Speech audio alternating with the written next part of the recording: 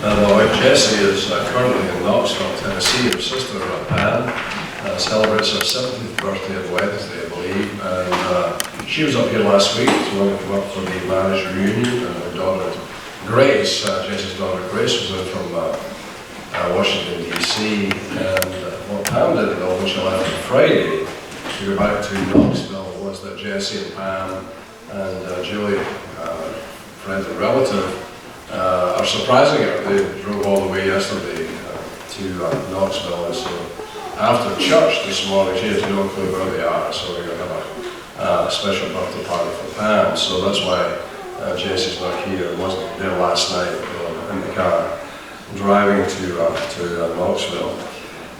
So 5 years ago, we were faced with a really big decision back in Austin, Texas, in our home there, and through a set of circumstances, Julie, who's traveling with Jessie, her husband Billy Bell had pancreatic cancer and was dying, and so he called me up. I just quit a job as a VP of a company in Austin, Texas, and Billy had called to say, would you share my funeral with the pastor of the local Royal Church, because that's where he went. And so I said, yeah, I'm currently not working, so happy to do that, come up with the funeral. And my wife, being who she is, said to the pastor, well, anytime you need a break, just give us a call, and Drew will fly up and just, help, because he's, basically unemployed.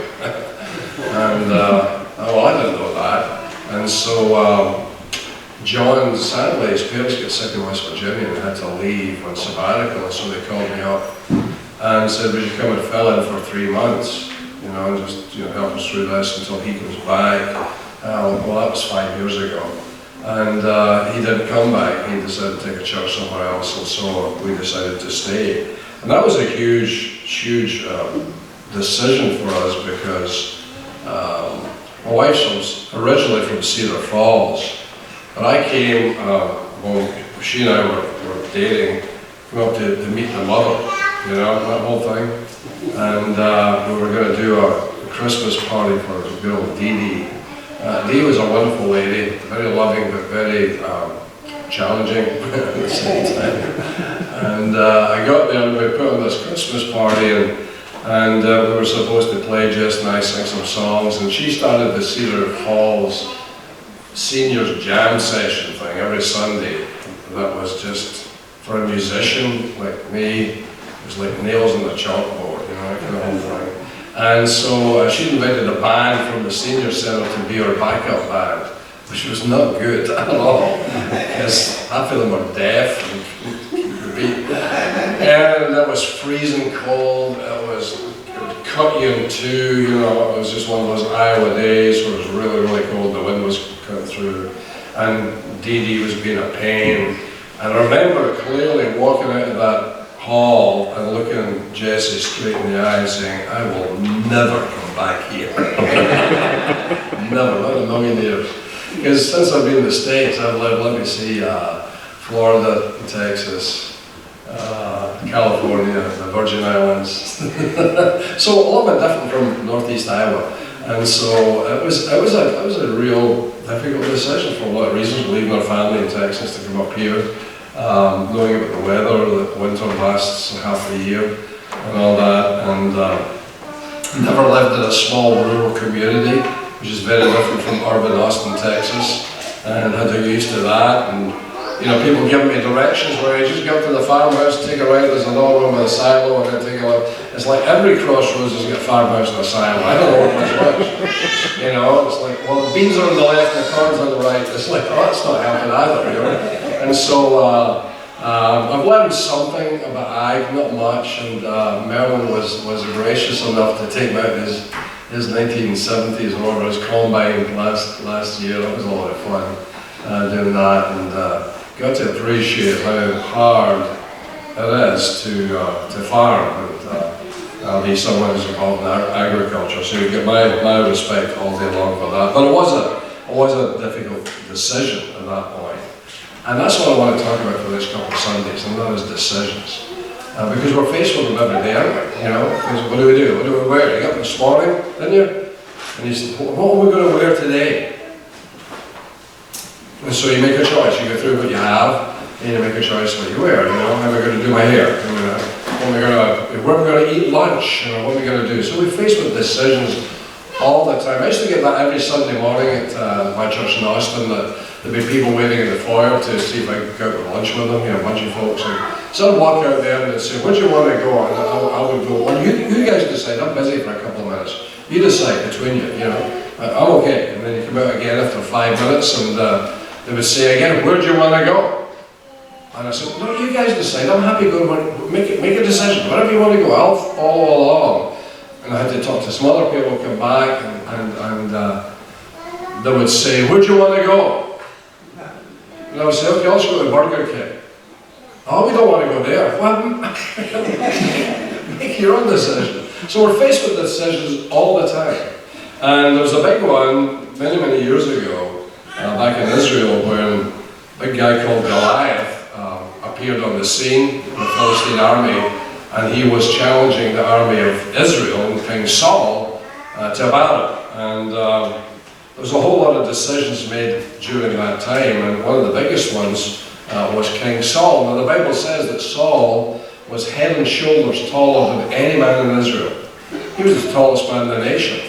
And I guess if anyone was equipped, I should say, to take on this giant, this 8-9 giant, whatever he was, it would have been Saul, but Saul decided out of fear not to do it.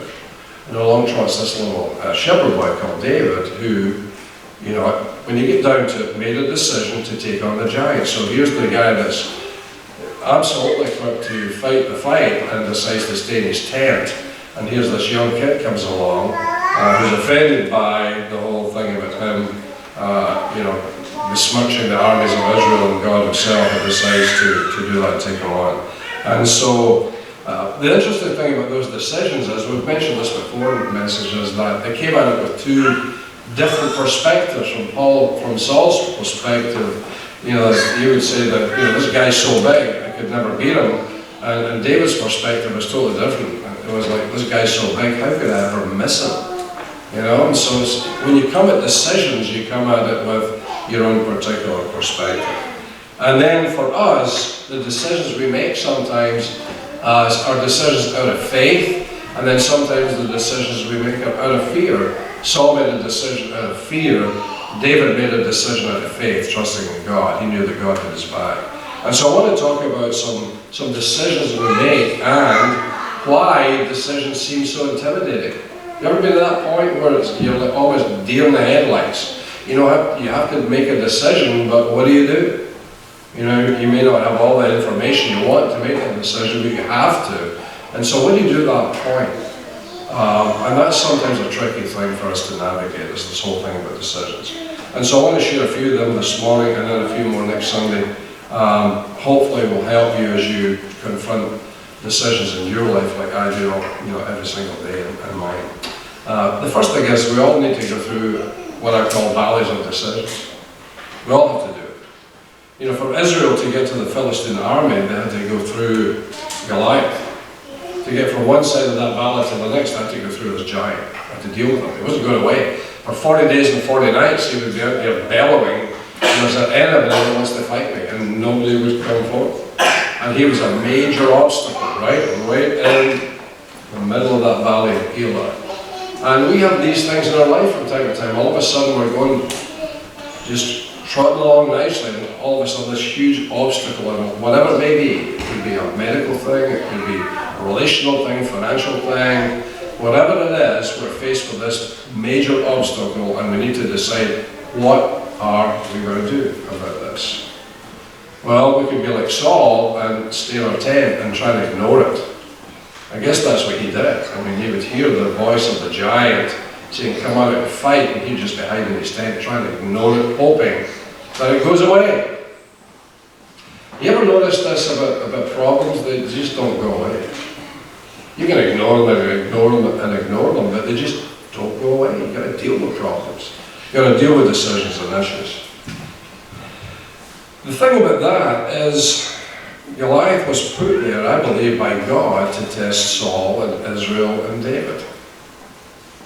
And so in a way, a lot of the decisions we face are tests that are put in our way to see how we as Christians will respond to this challenge. Are we going to respond by faith? Or are we going to react by fear? Or just ignore it, hoping it goes away? You see, the thing is that Goliath wasn't the issue. David was. Goliath was just put there by the Lord so that David could prove his faith in God. We need to see that the decisions that we have to make are sometimes put in our way as part of our spiritual journey. I had a friend one time, pastor in California, said it this way. He says, all mountains are not to be rebuked like Jesus did, are not to be rebuked and cast into the sea. Some of them are there, placed there by God for us to climb. Now it's great to think, all the problems should just go away, but I don't know about you, but I know sometimes when you pray and pray and pray, sometimes the problem doesn't go away.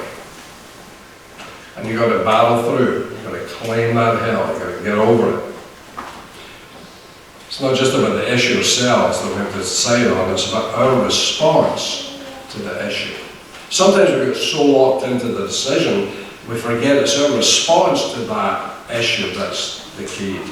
Jesus said, if your faith the size of a mustard seed, you can say the mountain, be cast into the sea. But then again, sometimes God places them in our way to see what we're made of, to see what our response would be. All of us, every single one of us, either have or will go through valleys of decision where we are confronted by some gigantic issue that we need to deal with. And it's a test of our faith, a test of our response. Secondly, valleys of decision are places of spiritual conflict. You see that Satan, who's the enemy of our soul, doesn't want us to hear clearly from God, and will do anything to keep us confused, keep us wondering, keep us, just ruminating on decisions and never doing anything. I was the head of a denomination for a few years, and part of my job was to go around all these churches and evaluate how the leadership team was and how the church was as a whole, and so on and so forth, report to the elders afterwards. And all the church eldership or council meetings, whatever else I sat in, my review in almost 90% of all those meetings was, I would write this acrostic on a whiteboard somewhere, MD N-A-W-T. MD, right, N-A-W-T, which means, and I did this for corporate business for a while as well, much discussion, no action was taken. Just talked and ate pizza, and then talked some more, and, shoot the breeze, and more pizza, and no one left with a decision that was made, because sometimes that group of folks were too scared to make some decisions because of the impact it would have on the church. But there are places of spiritual conflict. And it's important to realize that we need a clear mind to make decisions. And the enemy of our soul will want to foggy that whole thing up so that we either react rather than prayerfully decide. And we need to remember that we're in a spiritual battle all the time. Paul says in Ephesians 6:12 that we don't wrestle against flesh and blood. We wrestle against principalities, against powers, against rulers of the darkness of this world, against spiritual wickedness in high places. So we have an enemy that's trying to befool us so that we make silly decisions rather than godly decisions that are based on His Word. The sad thing about that is a lot of times prayer is the last line of defense, isn't it? When all efforts have failed, well, I guess we better pray about it. We've tried to engineer our way out of the problem, with our own intellect, and we sometimes put too much trust in our own experience, and we put too much trust in. And prayer is the last thing to do. It's like everyone else is failing, so I guess we better pray. And that's the sad thing, because prayer should be like that. Prayer should be the first thing rather than the last thing when it comes to a significant decision, right? But A lot of times we don't do that. Third thing I wanted to say is decisions can dominate our landscape, seem insurmountable, and in a sense cast a giant shadow over our life. I've gone through that many times. Business choices, should I take that job? Should I, buy that house? Whatever it is. And it dominates you for a while. Sometimes it just clutters your mind. And they cast a giant, Goliath, if you will, cast a giant shadow over the valley of Elah. He dominated the place. I mean, nobody else could think of anything else other than this big giant that's shouting out every morning. It's hard to, I can imagine, you've got to read the Bible with imagination. I can imagine all these Israelite soldiers listening to this every single morning for 40 days. I wonder what they felt. It's like, oh, gosh, I can't concentrate my breakfast for that guy. It's embarrassing. Maybe some of them felt that. Isn't anybody going out to fight him? I'm not, but maybe somebody should, Why isn't Saul going out there to fight the guy? I mean, who's going to deal with this issue? And it just doesn't go away. Let me ask you, what have been, or maybe what are your Goliath-sized decisions in your life right now? Or maybe ones you've dealt with? How big did they seem to you at that time? And how big, looking back, were they actually compared to how they really were? Now here's the thing I've noticed. One of the things if you know me at all, one of the things I really detest is speculation. Speculation is an entire waste of brain power and time. When you think about it. And yet we do it all the time. Christians do it all the time. I hear people over at Lockdown Church. Well, actually, I'll give you a clear example, right? And so we were playing at Cliffs. So my wife and I play there once a month. And apparently, Jesse made a comment about us working at our guest house in our house in Austin. Right? That's all she said. Oh yeah, we're working the house, the guest house and all that. And I had lunch with a local pastor, some of his congregants come here and sing. And in the middle of the conversation, he says, "So I heard you're leaving." I said, "What? I heard you're leaving." I said, "No, I'm not leaving." "Well, somebody said you were working in your guest house to get ready to move back." I said, "Eventually, maybe, And so they went from working on who doesn't want to work on your property when you're not there? You know what I'm saying? When, you're not covered in sheetrock, dust, and whatever else. So that's why we did that. And then I posted a whole bunch of things on Facebook Marketplace. The stuff I didn't need. Same thing.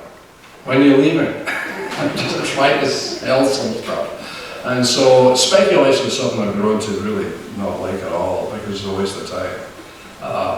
And sometimes we do that with our problems, don't we? We look at it and we worry ourselves to the point where the thing seems way bigger than it really is.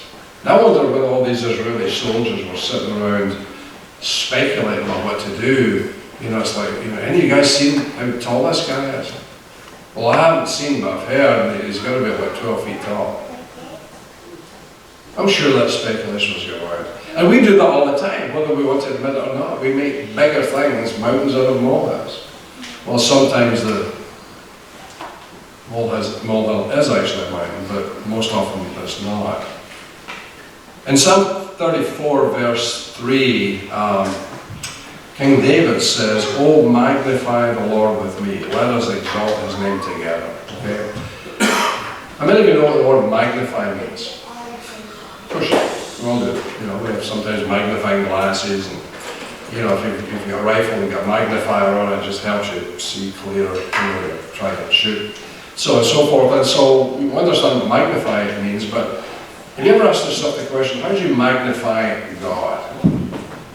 Magnify means to make bigger, right? Right? How do you make God bigger than he is? Well, the answer to that question is you can't. You can't. God's all he will be. So what does it mean to magnify the Lord? Let me close with this, because this may be the most helpful part of this whole message, and that's this. It's all a matter of perspective. Okay? So, as I look at that wall over there, the side of the church, it looks pretty big, right? But you know what happens? The closer I get to that wall, the bigger the wall seems to be. And so if I was to look at that, I'm going to illustrate. So if I was to look at that, and it's always going to be the same size, it's never going to change. As I walk towards that, two things happen. Number one, the wall seems to get bigger. If I'm trying to look at the top of that wall, I've got to look ahead more and more and more and more and more to see the top of the thing. That's what magnifying the Lord means. It is about our proximity to God in the middle of problems. The closer we get to God, the bigger He seems to us. And we need a God, in our view, that seems big enough to deal with the problems we're dealing with. So David, as he looks at the 9-foot monster, guess what he's doing?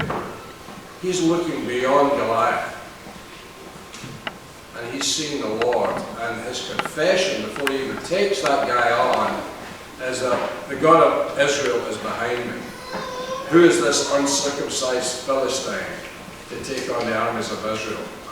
You know, I've only got 5 stones and a sling. He's got a huge spear and a javelin and a shield and all that. But you know what? God had previously told him that he was anointed. He was chosen by God. And in David's mind, because he's chosen by God, this guy's not really a problem because he's not chosen by God. I am. And that's that faith that David had in God himself that enabled him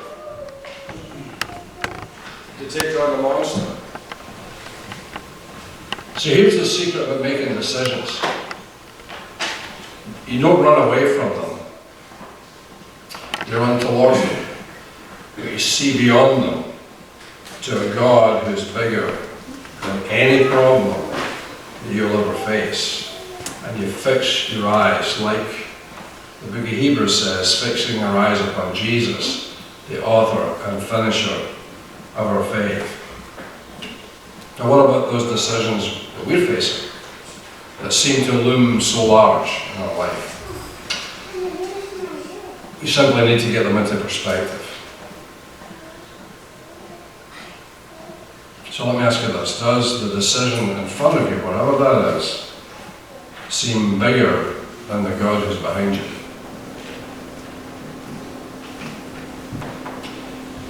Well, it depends primarily on where you're looking. Where you're looking. And in my experience over years and years in the ministry, the thing is this. We end up fixating on the wrong thing. We get so engrossed in looking at the problem.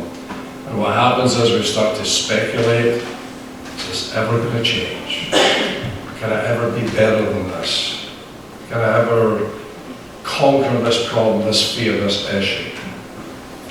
And we get our eyes off of the Lord because our eyes are just fixated on dealing with the issue. I'll finish with a story of a friend of mine in my church in Scotland. This is a true story because I was there. I saw it happen.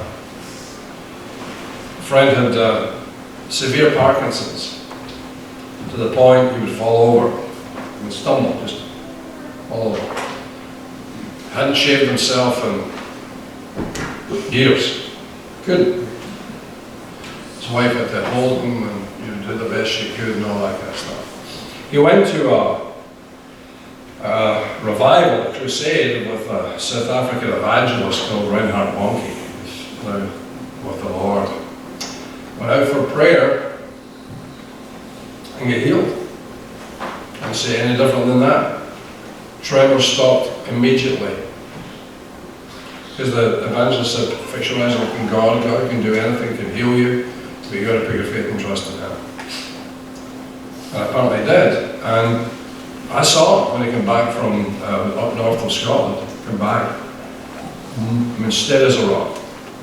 Shaving, did all the things that he couldn't do for years, until the day he stood in the mirror, looked at himself, and thought about when he had Parkinson's and what life was like with that, and how used to it he got over the period of time. And within about a day, he started to shake again. Now I can explain that medically, but I was there and saw it happen. And it taught me a lesson, and it taught John a lesson as well, and that is, you need to keep your eyes on the Lord.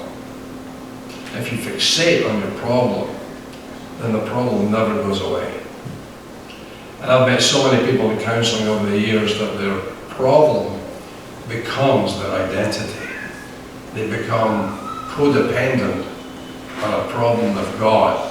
And when it goes, when God heals it or takes it away or they battle their way through it, they lose their identity because the problem, whatever that is no longer there. And so when I deal with folks like that, I say, are you more in love with the Lord or more in love with your problem? Why don't you give it to the Lord? That's what He's there for. He told us that. We cast all our cares, all of our anxieties, not some of them, not 50% of them, not just the serious stuff. But He says, cast all your cares upon Him, for He cares for you. And so that's the invitation. So my encouragement to you is twofold. If you're dealing with some problems in your life, give them to the Lord. Lord, I can't handle this on my own. Don't have the strength, don't have the ability. Lord, you need to lift that burden.